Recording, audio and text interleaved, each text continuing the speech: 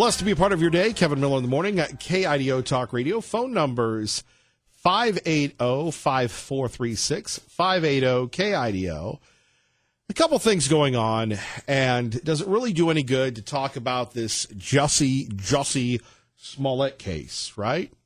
Does it really do us any good when we talk about America and race and that sort of thing?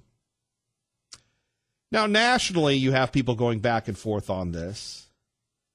But when you have someone like Rahm Emanuel, the mayor of Chicago, a lib, when you have other people like the city police chief saying justice wasn't done, and then you have Mr. Smollett in his ignorance saying that he was vindicated, Hollywood actors standing behind him, the NAACP giving him an award. Now, where are their values? Look, if you missed our interview with a noted scholar, Dr. Winfred Riley, in the 7 o'clock hour, I urge you to go check that out on our podcast on KIDOTalkRadio.com. And we talk about race in America today, the Smollett case in particular. But you take a look at just how ridiculous this is, where you have the media overwhelmingly believing the negative. White privilege, this, that, and the other. You know, in the Treasure Valley, it ruins you. People are so nice. You don't need Dave Beater and his Be Kind campaign. By the way, that sounds like a good job for an intern and save the taxpayers $80,000. And if they're going to waste $80,000 on a Be Kindness campaign, maybe they could use that money somewhere else. Or maybe there's a lot of money trees in the city of Boise. From what I hear, businesses and residents in Boise are undertaxed. But back to the Smollett case. So the Today Show had the attorney of Jussie Smollett on. I have to share this with you. These are the Nigerian brothers who, again, Dr. Riley broke it down, we've broke it down, that were paid $3,500 to get Make America Great hats, to do all these crazy things. Smollett, obviously, in my opinion, cut a deal with the prosecutors. Now they want to charge him $120,000 for the cost of the investigation. He should be in jail. So here you have Samantha Guthrie, who is not a conservative, trying to question the attorney of Jussie Smollett with a straight face. And the excuse Smollett's people give is that the attackers or his partners that are Nigerian were wearing not blackface, but they were wearing whiteface, like the Joker in the Batman movie. That they were trying to catch him as soon as he got home, as opposed to if this was at 2 a.m., you got there 40 minutes early. According to the court records, Smollett was very clear with police on the night of the attack that his attackers were white. He said they had masks on and gloves, but he saw their eyes and he saw the skin surrounding their eyes. Was that a false statement? So just to be clear, he only saw one of the attackers. One of them he didn't see. He saw one through a ski mask. Again, he could not see their body. Everything was covered, and he had a full ski mask on except the area around the eyes. By the way, while she takes a breath here at KIDO Talk Radio, he's the one that gave him the shopping list, the text messages, buy the MAGA hats, buy the ski masks. I understand attorneys get a bad name, and this is what you do when you're an attorney. She must be paid a lot of money by Smollett to go on national television and tell this little ditty. He did tell police that from what he saw, he thought it was pale skin or white or pale skin was, I think, what he said. And that was and that's why he initially did have a hard time. Why did he say that? He could have said, I don't know. He could have, but this, again, he's being truthful. But if it's the Osundairo brothers, what are the chances that that's the case, that he saw somebody with light skin? Well, I think there's, obviously you can disguise that. You could put makeup on. There is actually, interestingly enough, a video. I think police did minimal investigation in this case. It took me all of 5 minutes to Google. I was looking up the brothers, and one of the first videos that showed up actually was one of the brothers in whiteface doing a Joker monologue with white makeup on. And so it's not implausible. Couple quick things. He said that these individuals were yelling at him, these homophobic and racist smears. Why didn't he recognize their voices? He had literally just hung up with one of them. Sure. People people say this as if this is a regular interaction. I mean, if you're walking in the street and somebody screams, you turn around and before you can even process what they look like, you've been punched in the face, and now next thing you're on the floor and you're being kicked. I mean, this is not a regular, this is a very brief interaction, all of 30. A brief interaction. Maybe we should start this segment. Thank goodness we live in Idaho. Let's hope that these problems don't come here. To 45 seconds with your head being thrown around by punches. And so this isn't somebody who's digesting what's happening. I mean, this is, there's excitement and... Excitement because the skit seemed to work until the police did their job and said, nope, we're not going to stop this. We're going to make sure that this fraud doesn't continue. And the underlying process is you have people teaching children that there's racism in America today. I've said this before. I don't believe there's racism in Idaho. Yeah, I said it. I don't believe there's racism in Idaho. Now, somebody the other day called me, and they were from California, and they said, Kevin Miller, I hear you hate people from California. I go, no, I love people. I love America. My issue is that if you come here and all of a sudden you want to turn this into Little Sacramento or Little Portland, we've already got the Portlandistas here. And let's have a debate. Let's have a discussion. And, well, I hear it's racist there. Really? Well, you don't have a lot of black people. You don't have a lot of white people. You have too many white people. And I said, no. I will tell you this is the most racially sensitive community that I've ever lived in my so many years on God's green earth. And yet here you have everybody else condemning the state of Idaho. Well, those white racists in North Idaho, that's like another country from here, number one. And look at the diversity in our area. America is a great country. Idaho is a great state when we take a look at things. And I wish I could have expanded more on that. When we take a look at entertainment, we take a look at sports, we take a look at politics, and we believe in ideas and people and their character, right? And yet we never get that credit for that. Phone number's here, 580-5436, 580-KIDO. We go to the publisher of the Gem State Patriot, Tea Party Bob. Good morning, sir. Good morning, Mr. Miller. Happy Friday to you. And by the way, I think you should let's urge all Democrats to drop the Mueller report and move on. What are we urging? We're going to tell them to just move on. Hello, Mr. Miller. I lost you. I'm right here. We can hear you. Oh, I couldn't hear you. Yeah, it must be your headphones. So for everybody else that heard you, as opposed to you that didn't, we're urging all Democrats to drop the Mueller report and get back to health care, get back to what they promised, which was infrastructure and working with the president and not against him. Your thoughts, sir? Smollett. I really don't care one way or the other. It's just one more of these Democratic things that's going to happen. You can't change Chicago. Chicago has always been corrupt. It's going to continue to be corrupt. I lived in Denver in the late 90s. It was a wonderful place to live. Look what's happening there now. Idaho is under siege and changing every day. And I wouldn't be surprised if a Smollett problem couldn't arise here sometime in the very near future. We are a changing community in the Treasure Valley. Take a look at, our good friend Mayor Beater.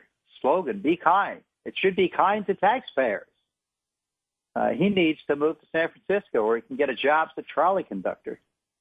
I think Max hit the nail on the head. We need to find out if there's any connection between the mayor and the public relations firm being paid for this program. We know from past history that one of our past superintendents of schools had given contracts to certain companies who later, as it turned out, gave good-sized contributions to his reelection campaign. So I wouldn't be surprised to see the same deal happening here. And Hank made some interesting statements about the mayor's office in conjunction with Bob Kustra and his cronies, claiming that they are segregating the green companies from those that are more conservative and possibly giving them preference in setting up in Boise.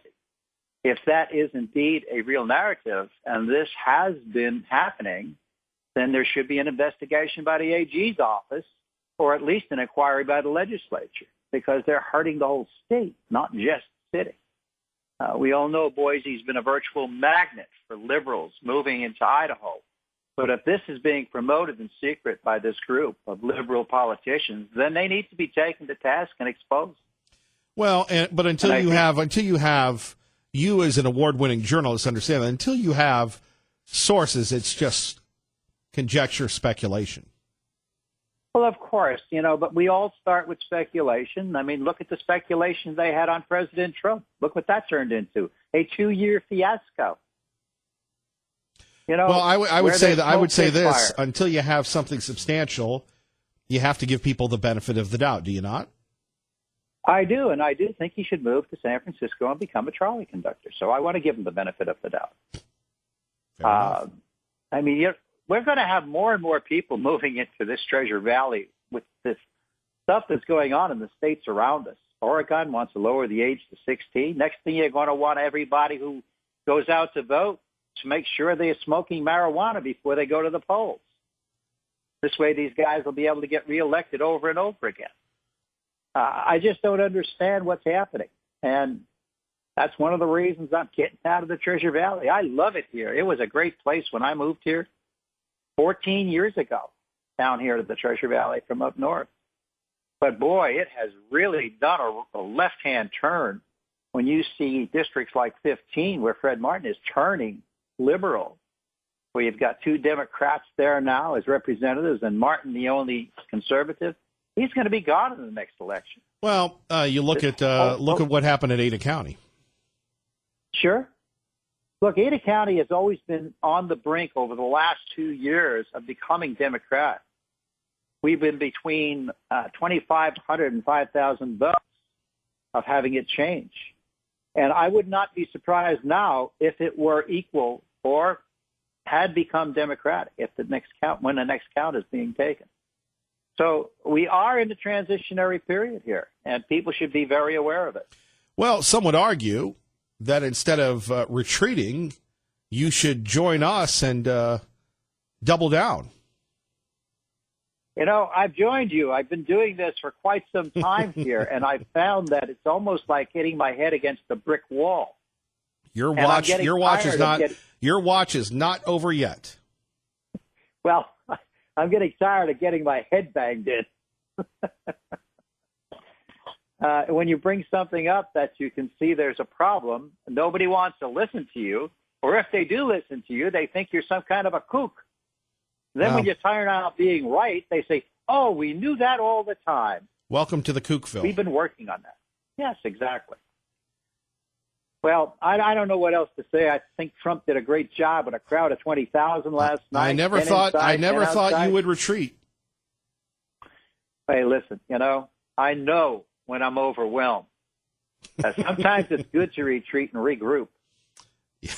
That's exactly what I'm going to do. I've done that a few times in my life, sir. I know that. I'm taking after you, Kevin. But I don't know if that's a good thing. By the way, first Liberty, Linda, and now this is for you. Little pencil neck Adam Schiff.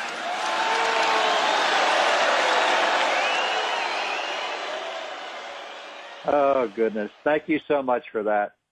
Have a great day, sir. Take care, my friend. Bye-bye. Bye-bye, our great friend Tea Party Bob. By the way, I apologize. The KIDO Talk Radio Kevin Miller money word is fun. Fun. F-U-N, fun. Go to KIDOTalkRadio.com. Your chance to win up to $5,000. Coming up next, is it time to lower the voting age to 16?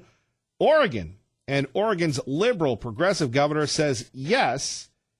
Could we see that in Idaho? 580-5436. 580-KIDO. Kevin Miller, KIDO Talk Radio.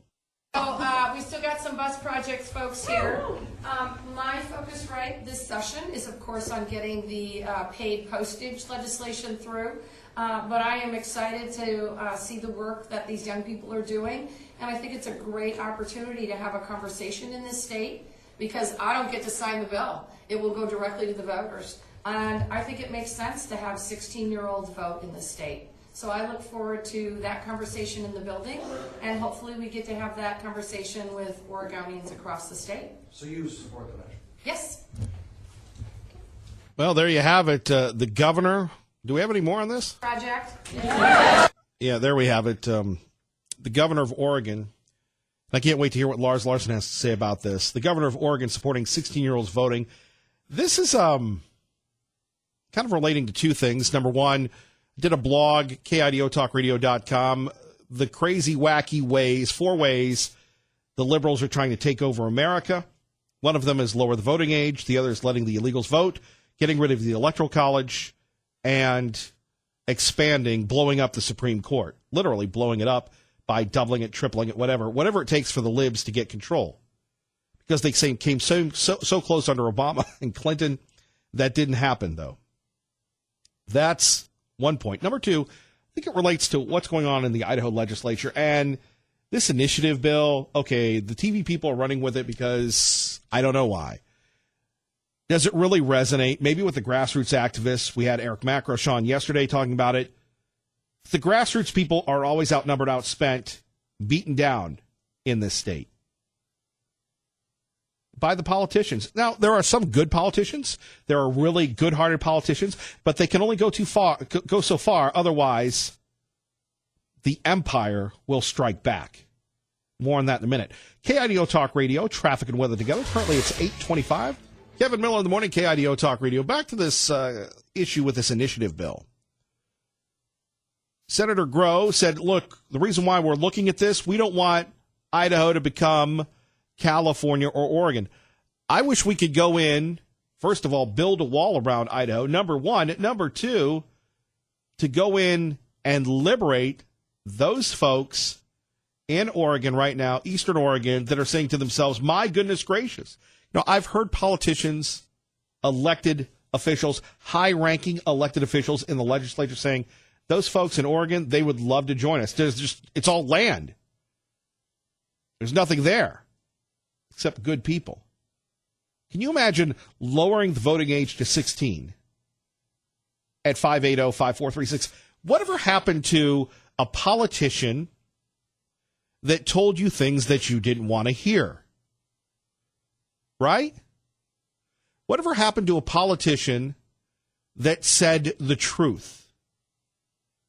That basically said, look, this is not going to be a good thing. Like our elected officials, the governor. When are we going to hear that the grocery tax ain't happening? Okay. What about the governor of Oregon? I don't think that 16-year-olds should vote, except they're doing the Ocasio-Cortez thing, where they just, if it sounds good, let's promise everybody we're going to do it. I think it's wonderful that these young people are going to be able to vote in Oregon. Are you kidding me? The state that legalized pot wants to legalize mushrooms, and little kids, when you get your driver's permit, then all of a sudden you're going to be able to vote to make informed decisions? Do you have kids? Grandkids? Would you want them voting? Just asking the question. And whatever happened, I mean, except when it comes to President Trump, the libs will say and do anything. But this pandering, you know, here we have, again, Governor Brown in Oregon saying that she supports this because it's the right thing to do for the young people. And they're there to be pandered to. What is your position that would allow 16-year-olds I to vote? thought you might ask that. So we still got some bus projects folks here. My focus this session is, of course, on getting the paid postage legislation through. But I am excited to see the work that these young people are doing. And I think it's a great opportunity to have a conversation in this state because I don't get to sign the bill. It will go directly to the voters. And I think it makes sense to have 16-year-olds vote in this state. So I look forward to that conversation in the building, and hopefully we get to have that conversation with Oregonians across the state. So you support the measure? Yes. Is that okay, Bus Project? I'm glad the Bus Project seemed to agree, but back to this issue at 580-5436, 580-KIDO. You take a look at the libs and the idea of climate change. Think about this. We have children being brainwashed that the world is going to end literally because of climate change in the next few years. I love this. think about this from an unknown contributor. Kevin, here's some thoughts about 16-year-olds voting. The libs don't want to have children because of concern of climate change. So the conservatives who have large families, let's lower it to 16, and we can go out there and have 56 kids, and we can continue to control the electorate. I like that idea. Conservative children. Kevin Miller, KIDO Talk Radio. Coming up next, Congressman Fulcher. He's warming up in the bullpen on KIDO Talk Radio. Good morning, Doug. Good morning, Kevin. And joining us now, Congressman Fulcher in studio. Good morning, Kevin. Good morning. Good to have you with us. Have you gotten used to that flight at all? You know what? I better because I'm on it enough. Right. We get lots of practice. So if I'm not used to it, I'll get that way really quick.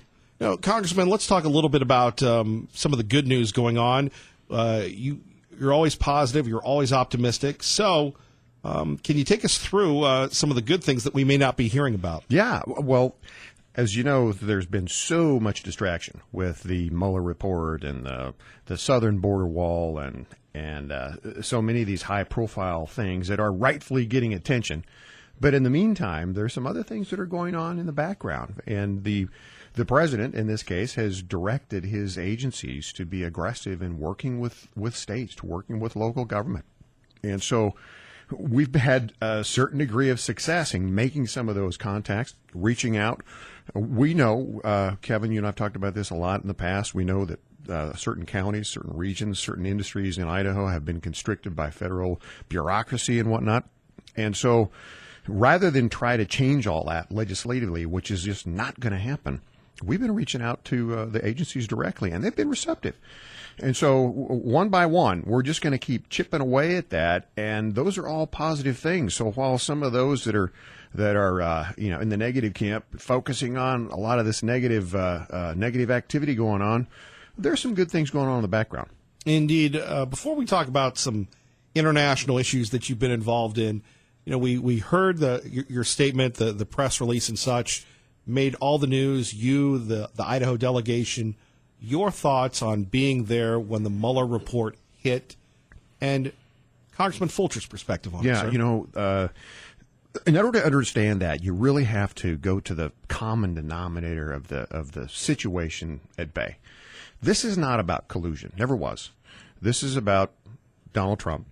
This is about fears that he is upsetting the status quo.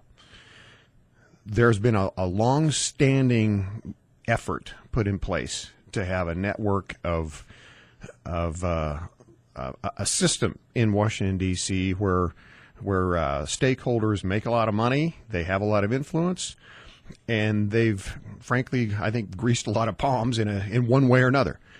And this president came in and started turning things upside down, and that threatened the system. And so a tremendous amount of hatred came along with it. Now, it is true that he has a tendency to lead with his chin from time to time. But that's the situation. They hate him. They want him gone. And so the whole collusion thing came about. We knew on the Republican side there wasn't going to be much to it. There hasn't been. It turned out to be that way. I have a theory, and that is that ultimately this is going to be very good for Republicans. It's going to be very good for the conservative mindset, because people see that there was nothing there. And we spent 675 days, $25 million, 40 FBI agents, 19 attorneys, and we got a blank sheet of paper. So I think long term, it's good. Short term, it adds to the stigma that people like me have, because they see us spinning our wheels and doing non-productive things. So, Kevin, to the extent I've got time and influence, I've literally been sitting down with mainly my Democrat colleagues and saying, folks, we got to let this thing go. Let it go. And if you don't let it go, you might just get something you weren't looking for, because there's a reaction potentially coming on the Senate side. Senator Graham has some oversight responsibility and is seriously considering bringing in the Democrat actors that were behind these charges in the first place. So it's time to move on. I don't know that if they can let it go because of the hatred, but they really need to for their own sake. All right, unfiltered, uncensored, Congressman Fulcher with us, KIDO Talk Radio. How are those conversations, without naming names of congressional Democrats, how do they receive it when you say, look, we all need to work together, let's get past everything, and let's move on? Are they receptive? Some yes, some no. Yeah. The party line is we need to see the full report, we need to see the full report. And by the way, there's a very good reason why that full report isn't out there. Part of this investigation, as you might imagine, identifies people, identifies names, identifies assets, and believe it or not, there's Russian spies in America and there's American spies in Russia. And, Sure. And so the risk of turning over those identities is it would be grave, and so it would be foolish under any circumstance to let some of that information come out. But that's the party line. We need to see the full report, knowing that, of course, it can't and won't be right. shown. And these allegations of collusion, because you can't legally release these things. 580-5436, 580-KIDO. We have your old friend Pro-Life who's waiting to speak with you here on KIDO Talk Radio. Good morning, Pro-Life. Yeah, good morning. Mr. Fulcher, Congressman Fulcher, what I'm really concerned about is the border. You know, there was 100,000 people crossed last month, I guess, and they're just overwhelmed down there. They don't have a space to put them. And what needs to happen, and you need to talk it up and see if the president would do this, he needs to say that there's no more asylum at the border gates, and also put troops from Tijuana clear over to the Gulf of Mexico and just shut it all down immediately. And if you don't have a passport, you can't get through. That's what needs to happen, because it'll take us a long, long time to build a wall, and there's no solution to it except shutting it down right now with military. And if he did that, you know, they'd want to impeach him, but they'll try to find something else to impeach him about. So he needs to do that. And valid points. And if, once again, in order to understand what's really happening there, you have to take things down to the common denominator. The Democrat, what is now, they refer to themselves as Democrat Socialist Party, they have limited ways in how they can grow. One of the ways they grow is through open immigration. One of the ways they grow is through reducing voter age. And so they're motivated to see that happening. But you're absolutely right in terms of the crisis that's going on there. Not only is it a humanitarian crisis, and it certainly is, because people in mass numbers are being told that that's a finish line. And if you cross that finish line, you're at the promised land, and you get all these programs, you get all these benefits. And so you have this mass migration of people going to the southern border. In the meantime, the bad actors around this country, Syria, Iraq, China, Russia, they are using that chaos to infiltrate themselves in very strategic fashion. And so we've got kind of the worst of all worlds at this point. You're right, we cannot handle it in terms of the numbers of people. And frankly, I think the president is listening to your comments, because that's the direction I see him moving, at least in the short term. And there were some recent funds redirected here just last week, another $1 billion that was put towards that effort to enhance the building of the structure. And I think that that's going to be the direction the president goes. Well, you know, the structures will take too long. I mean, he needs to do something immediately with people. And well, I'm sure he's working on that, Pro-Life. Yeah. Anything else? Well, Russ needs to talk about it back there in Washington. Are you going to call Russ out like you do all the other politicians? Yeah, he's kind of a wimp, but oh my! But anyway, now, Congressman Fulcher, I'm just so thankful that it wasn't profane, But you know what? I won't argue with that at all. It's so funny. Pro-Life years ago on this program, former Governor Otter was in when he was governor, and I had him say that to his face, because we've heard Pro-Life on the air for years, and it's just always you've called me worse than that to my face, I think, Pro-Life. No, I haven't. Pro-Life, God bless. Thank you. All right, we'll see you. Let's talk a little bit about internationally what's going on as far as business to Idaho, stuff that you're involved in that people may not, the press isn't really covering. Well, there's been some significant response as a function of the tariffs.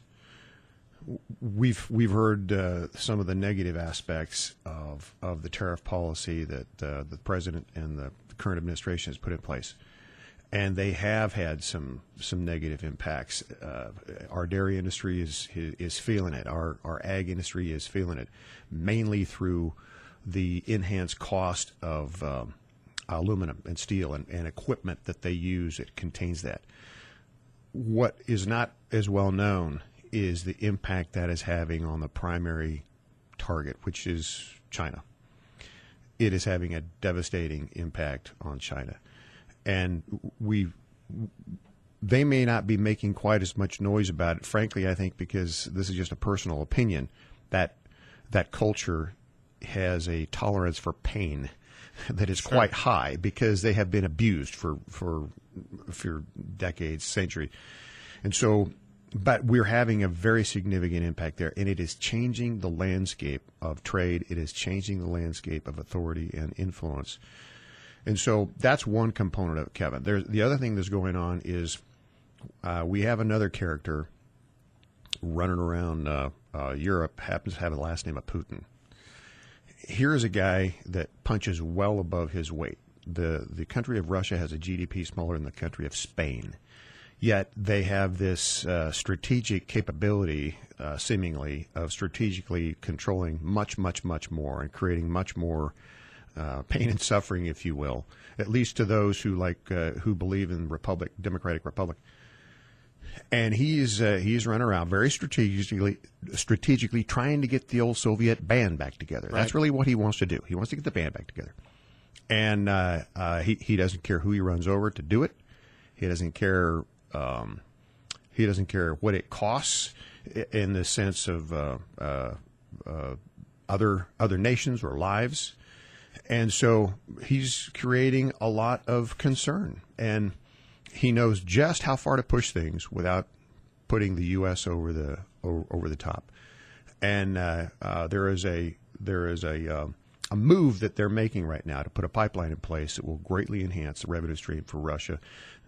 We had a chance to take a look at some of those facts here a couple of weeks ago, and likely put some sanctions in place that may hinder that. But that's just a destabilizing force that is going on overseas that unfortunately needs to be addressed, and the U.S. is the only one that can do it. Congressman Russ Fulcher joining us. Kevin Miller in the morning, KIDO Talk Radio, 580-5436, 580-KIDO. Is there a difference, going back to your days at Micron, when you negotiated internationally and when you talked to these dignitaries, these business folks, as a congressman? Is there a difference in how you're perceived? And, we always talk about different cultures, and different states have different cultures, but going and coming to a business agreement with, whether it's the Chinese or someone else, I've never asked you, what's it like to be inside that room? Strikingly similar when it comes to negotiations, when it comes to having a discussion, when it comes to having a meeting, so to speak. But you always need to know exactly where your position of strength is. And if you're a salesperson, or if you're a business development person, or an official from a company, then your extent of leverage is likely to be for the product or the supply chain that you provide. Having only done this really once now, as a member of Congress, I have learned that the perceived position of strength is significantly more. And so that allows you to have potentially just a little bit more impact. And those cultures that I just mentioned, with the Soviet culture and a lot of that Eastern European side of things, all they really understand is a position of strength. And the key there is not to negotiate. You just make a statement and you tell them how it is, and then you walk away. And so when the president, for example, walked away from the North Korean transaction, that was a strategic move. I have a theory. I don't know if it's true or not, but I think it's a very real possibility. He knew he was going to walk away before he ever scheduled the meeting, because that's just how you have to do it if you're going to have a successful negotiation over the long term. So it's very similar, but your position of strength in this case is stronger. More coming up with Congressman Fulcher next. Kevin Miller, KIDO Talk Radio. Once again, back with Congressman Fulcher, Kevin Miller in the morning, KIDO Talk Radio. So we take a look at health care. Obviously, a big issue in Idaho. The legislature is debating Medicaid expansion, how to pay for it. The president saying he wants to take a look at, once again, what's the word, reforming Obamacare, getting some type of controls over the medical industrial complex. Your thoughts being on the inside as a member of Congress?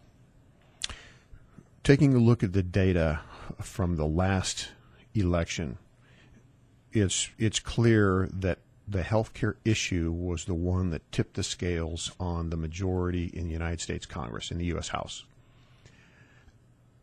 In the case of, in the case of Republicans, it was the fact that action was not taken, and as a result of that, as I interpret it, the voting public across the country were frustrated that there was no action taken. That was the linchpin. That was the issue that switched the tables. Now, having said that, I'm starting to understand a little bit as to why, and it goes back to that same old system, Kevin, that is in bureaucracies. There's a whole network of people who have their channels. They have their status quo system. They have the rank and file. They have the influence, and they don't want that upset. They don't want that change. They've worked long and hard to get that done, and so they put a lot of pressure on lawmakers to leave it alone. The president came out last week and made a statement that Republicans are going to be known for health care, or something to that effect last week. Even internally, when that happened, I was a bit surprised, but the leadership in our own conference got real upset. He doesn't know what that really means. I think he knows exactly what that means. I think that if we are going to be successful in 2020, if we're going to keep moving the needle towards the conservative dial, that we have got to address it. We have to force the issue. We have to take a leading role. And will there be blowback? Yes. But it needs to happen, and it needs to be shifted more towards a market system. Congressman Fulcher joining us. Kevin Miller, KIDO Talk Radio. Obviously, as you heard Pro-Life talk about the wall, but what does really, what goes on in the halls of Congress? You've got committee meetings. We hear the sound bites. Russ Fulcher, you're one of us. So what's the making of the sausage like there? Herd mentality. And I've never liked the herd mentality.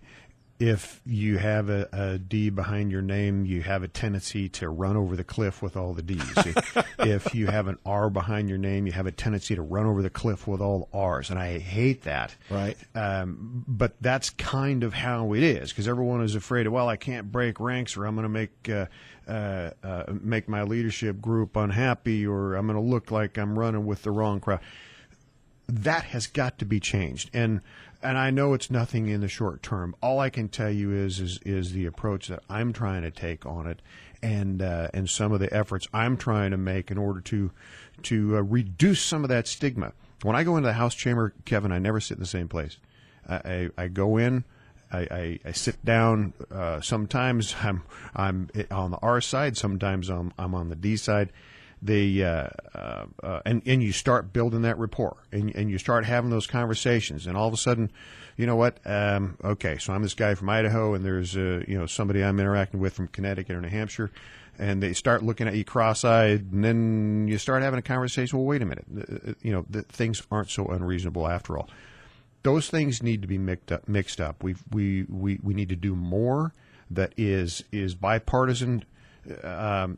Even socially, to reduce some of those barriers and get rid of some of this herd mentality. I hate that. More coming up with Congressman Fulcher, KIDO Talk Radio, 107.5 FM, 580 AM. Back with Congressman Fulcher, Kevin Miller, KIDO Talk Radio. We take a look at a few other issues, and obviously, Congressman Fulcher, as a businessman, as someone who has had their own business, who has been involved in politics, this hits close to home because you had to have a budget. And we just have this newest report, federal spending hitting the highest levels in a decade. You guys are in charge of spending. Your thoughts?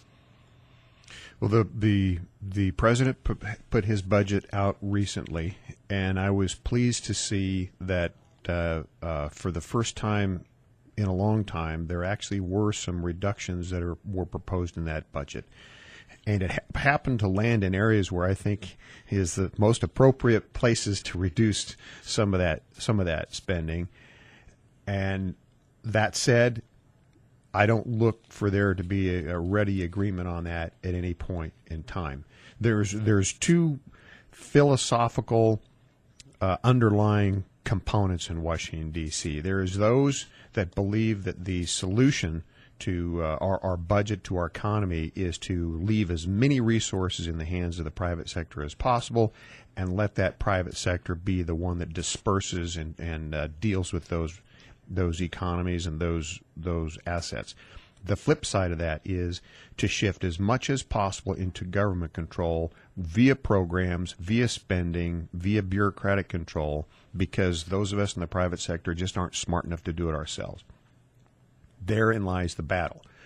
The president has taken the former approach. That's what I personally subscribe to. And if you combine some of that, frankly, very, very minor, reasonable reductions, in my opinion, with continued economic growth, there is light at the end of the tunnel. But it has to be a twofold approach. To be honest, I don't see the House, the body that I'm a member of, adopting that right now. But to the extent we can message that, to the extent that we can make headway in greasing the skids so that in 2020, 2022, that we can take some further steps along that way, that's probably our best chance of making it real. Congressman, you've got the last 20 seconds. What would you like to say directly to the people of Idaho? You made a statement when I was driving to the studio this morning, and it referenced just how special the state of Idaho is. You know that. I've known that. But when you interact with leadership across other states, it becomes that much more real. This is a special place, Kevin, and we need to keep it that way by keeping our priorities where they are. Thank you, Congressman.